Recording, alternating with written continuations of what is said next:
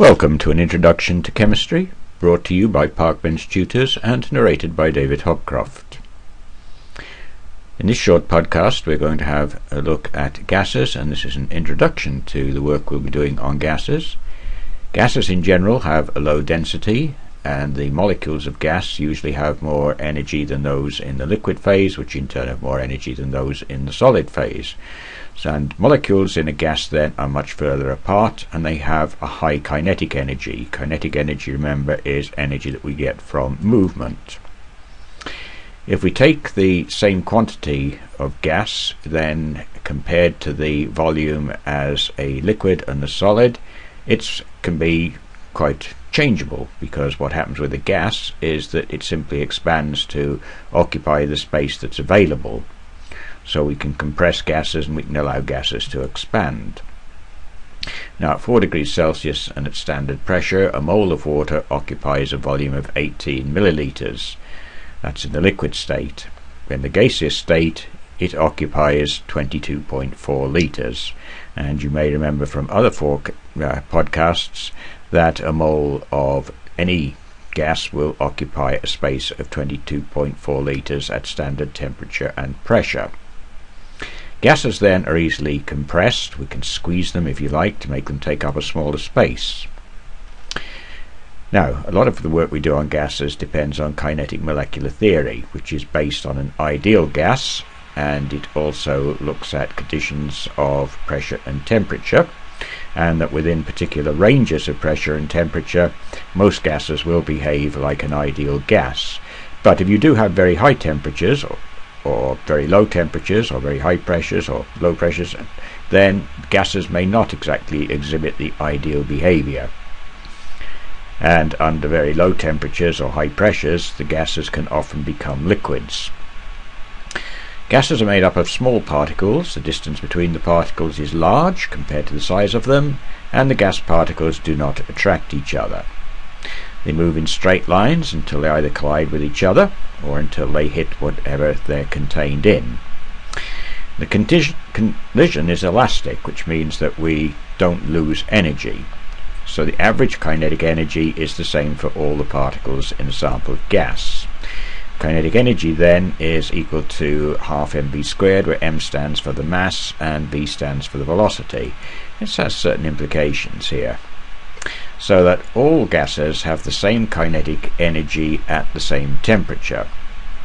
But having said that, since the molecules of one gas may not be the same as the molecules of another, in other words the mass can change, then the velocity will have to change. So the velocity of lighter molecules has to be faster than the velocity of heavier molecules in order for them to all have the same kinetic energy at the same temperature.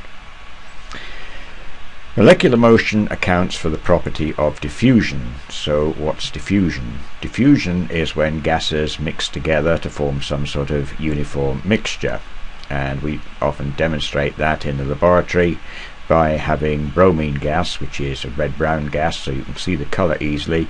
You have it diffuse with air, usually in terms of fume covered. Effusion, on the other hand, is where gas molecules pass through a small opening from a container at high pressure to a container at low pressure, and the rate of effusion can depend on the density of the gas. It actually obeys Graham's law, where the rate of effusion of A compared to B is the root of the molar mass of B over the molar mass of A. Right, the measurement of gas pressure. Pressure is the force per unit area, the force exerted per unit area. And pressure in a balloon then comes about as a result of the molecules which are held inside the balloon colliding with the sides of that balloon. And gases in the atmosphere collide with each other and they exert a pressure, and that pressure is known as atmospheric pressure. And the earliest way of measuring atmospheric pressure was with a barometer. We have to have units for pressure, and you will find in fact that there are a multiple multitude of units in use in various books, including the term 1 atmosphere, 760 torr. All these, by the way, are exactly the same pressure, they're just being expressed in different units. 760 millimeters of mercury, 76 centimeters of mercury, Hg is the symbol for the chemical element mercury, 101.325 kilopascals. That one you may see quite frequently, just as you'll see atmospheres and torrs quite frequently. Millibars less frequently. Inches of mercury even less frequently these days, in most countries anyway. And pounds per square inch, again less frequent. Okay, the air that makes up the air pressure consists of a number of gases, and most of it is nitrogen, 78%. Pretty much the rest of it is oxygen, but there are small amounts of argon, carbon dioxide, and then some of the rare gases, a little bit of methane mixed in. And you'll note we say the composition of dry air. That's it, because water can obviously take up a certain amount of pressure according to how much water vapor there is in the air. So we normally measure these volumes, these percentages, in dry air.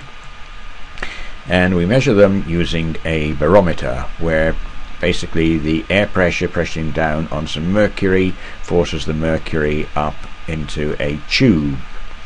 The tube, of course, has a vacuum in to start with, and so it's the atmospheric pressure that pressures down on the surface of that mercury, and it pushes the mercury up inside the tube. And this piece of apparatus was invented by someone called Torricelli, and that's where the unit for pressure, the torr, came from. It's named after Torricelli.